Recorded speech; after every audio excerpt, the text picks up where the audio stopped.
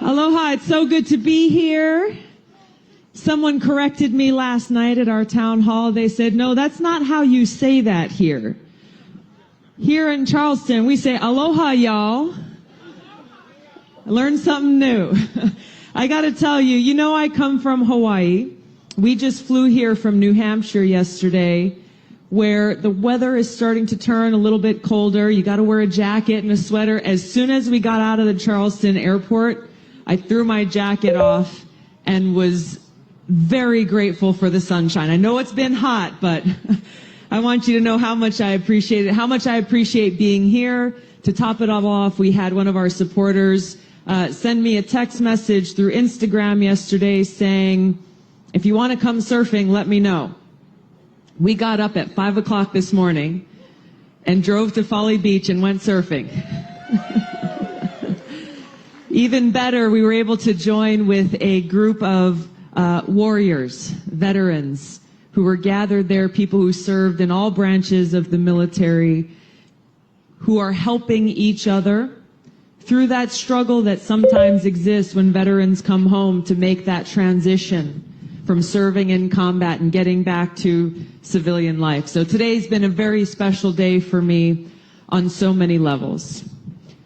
You know, during these terribly divided times where we see people in positions of power pitting one group of us against another, whether it be based on what political party we belong to, the color of our skin, where we come from, how we worship, who we love, all of these different things, unfortunately, being used to put us in one tribe or another and driving divisions between us. This goes against everything that we stand for as Americans, and it goes against this spirit of aloha. And I want to talk a little bit about that because aloha is much more than a word that's often used as hello or goodbye. There's a reason why we greet each other with aloha. Because what it really means is, I come to you with respect. I come to you with an open heart, with care and with love, in recognition that we are all brothers and sisters, that we are all connected, we are all God's children. And aloha is what inspires us to be able to heal the wounds that come from this divisiveness, to build these bridges that allow us to come together and recognize that while we may be different or have different ideas, that when we stand united, there is no obstacle that we cannot overcome. I want to share a quote with you from Dr. Martin Luther King, who went and visited Hawaii back in 1959. And when he was there, he shared a few words with our state legislature, sharing about the impact of aloha that he experienced during that visit. He said, "We look to you for inspiration and as a noble example where you have already accomplished in the area of racial harmony and racial justice what we are struggling to accomplish in other sections of the country. And you can never know what it means to those of us caught for the moment in the tragic and often dark midnight of man's inhumanity to man, to come to a place where we see the glowing daybreak of freedom and dignity and racial justice." When he left Hawaii and then he returned back to the mainland, as we call it, he said of his visit there, "As I looked at all of these various faces and various colors mingled together like the waters of the sea, I could see only one face, the face of the future." We are that future. His call to action is to us. Every single one of us, remembering and recognizing that we are all brothers and sisters, that we are all God's children, that we stand united as Americans, committed to this proposition of equality and justice for all. Recognizing that we are far from perfect, recognizing that we have a lot of work to do before us to achieve that more perfect union, to achieve true equality and justice for all. But we can only accomplish that when we stand united as Americans, when we come together with that love and respect in that spirit of aloha. We can begin to make the kinds of big change that we need to see. And what can be more patriotic as we stand together as fellow Americans than getting rid of the current government that is ruled by the rich and the powerful? It is a government truly of, by, and for the rich and powerful. The laws that are passed, the policies that are made that impact every one of us in our everyday lives, whether we're talking about healthcare, education, criminal justice reform, immigration reform, the lack of resources going to serve our infrastructure needs. Every single point down the way, we can see how our current government of, by, and for the rich and powerful is leaving the rest of us behind. We, the people, are the ones who end up struggling and suffering the consequences of this. The only way we make this change is by making sure that our voices are heard. Because our voices together, when we stand united, are the most powerful thing. The most powerful thing that can ensure that we are truly carrying out the vision that our founders had for our country. That vision that ensures our government is of the people, by the people, and for the people.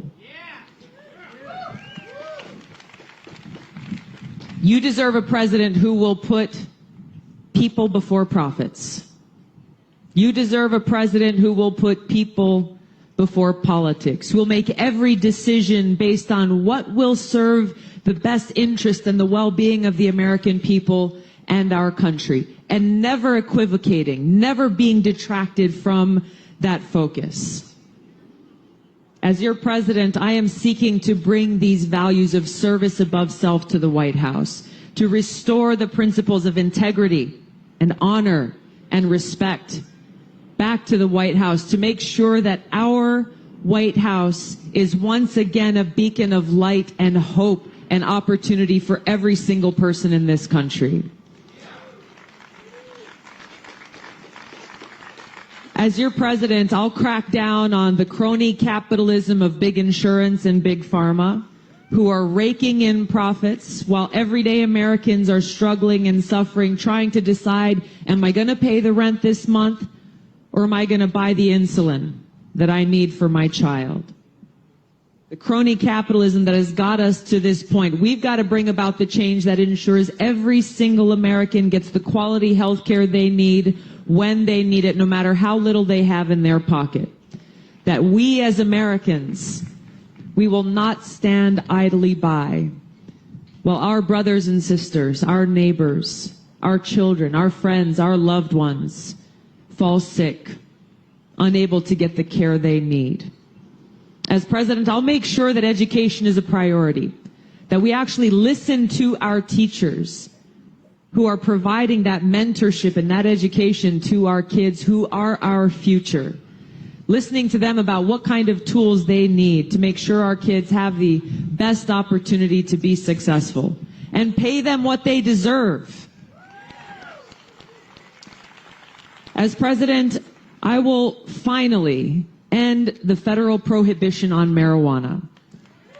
I will end this failed war on drugs that has torn families apart and that has caused so many across generations to fall victim to this failed war. I will end the cash bail system, end this crony capitalism system of private prisons, address the opioid epidemic, and make sure that those who are dealing with substance abuse and addiction are not being caught in the revolving door of our prison system, but instead are directed towards getting the help and the treatment and the care that they need. This is about aloha. It's about taking care of one another. It's about taking care of these special places that we get to call home. As president, I will tackle climate change by transitioning our country off of fossil fuels, ending the nearly $30 billion that every one of us as taxpayers are currently paying to subsidize big fossil fuel, and instead invest resources in sustainable, clean, renewable energy. invest the kind of resources that we need to make sure that every American has clean water to drink, that we have clean air to breathe, that we have a safe place not only to raise our kids, but for them to live and raise their kids, where they can continue to thrive for generations to come. Investing what we need to now in climate resiliency to make sure our communities are safe today, but working with leaders of other countries to tackle this global challenge as a global community, leading with a foreign policy based on cooperation rather than conflict that enables these kinds of partnerships to exist. And last but not least, I will fight for our working men and women, the men and women who work hard every day at every level of government across this country, providing the kinds of services sometimes we take for granted, fighting for their right to organize, understanding that these battles that are fought to make sure, yes, we are earning a living wage, to make sure that we have a safe place to work, that we have the benefits to take care of ourselves and our family. These are things that not only benefit union members, these are things that benefit every single working American in this country.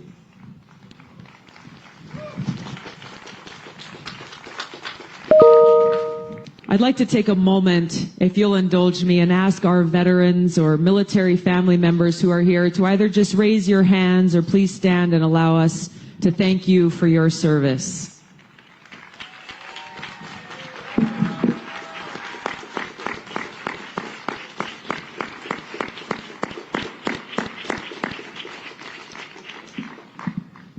It is a travesty that as our country has been at war for so long, too many of our veterans are still being left behind, not getting the care that they deserve, not getting the benefits that they have earned. As a soldier and as a veteran, I take the warrior ethos that are ingrained in every single one of us to heart. And one of those warrior ethos is, I will never leave a fallen comrade.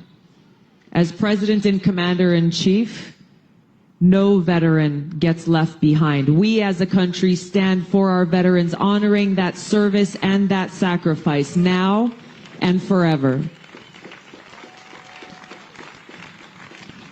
Recognizing that our veterans, our servicemen and women, are the ones who pay the price for war, very directly. I served in Iraq in 2005 in a field medical unit where every single day we were confronted with that terribly high human cost of war. We saw it firsthand. But here's the thing that you might not realize or even think about is that every single one of us, whether you've worn the uniform or not, is paying the price for war. How? Since 9/11 in 2001, we as taxpayers have seen over $6 trillion taken out of our pockets to pay for wasteful, counterproductive regime change wars in other countries that have cost us tremendously in American lives, that have caused tremendous pain and hardship and suffering in the people in the countries where we wage these wars, and that have actually undermined our national security, detracting away from the reason why we enlist in the first place, to serve and protect and defend the American people and our country. And here's the thing, is that every single dollar that went to pay for these counterproductive regime change wars, that is going to pay for this new Cold War we are in, an arms race with escalating tensions between the United States and other nuclear armed countries like Russia and China, every dollar that goes towards these wars and these weapons is a dollar that's coming out of our schools, coming out of our healthcare system, coming out of the needs that every one of our communities has right here at home. Our foreign policy is an issue that is central to every other issue that we face, to our ability to be able to ensure health care for all, to our ability to provide our kids with a great education, to our ability to invest in addressing the climate change problem before us. In every single way, the cost of war has a direct impact on every one of our lives. I've served as a soldier now for over 16 years. I've deployed twice to the Middle East, and in Congress I have served now for nearly 7 years on the Foreign Affairs Committee, the Armed Services Committee, and the Homeland Security Committees. I understand in a deeply personal way the importance of our national security, and that the most important job that the President has is to serve us as Commander-in-Chief. As your President and Commander-in-Chief, I will end these wasteful regime change wars, make sure we don't start any new ones, work to end this new Cold War and arms race, and instead redirect our taxpayer dollars towards serving the needs of our people right here at home. Nation building in our communities right here at home. Now, in order to do this, we need your help.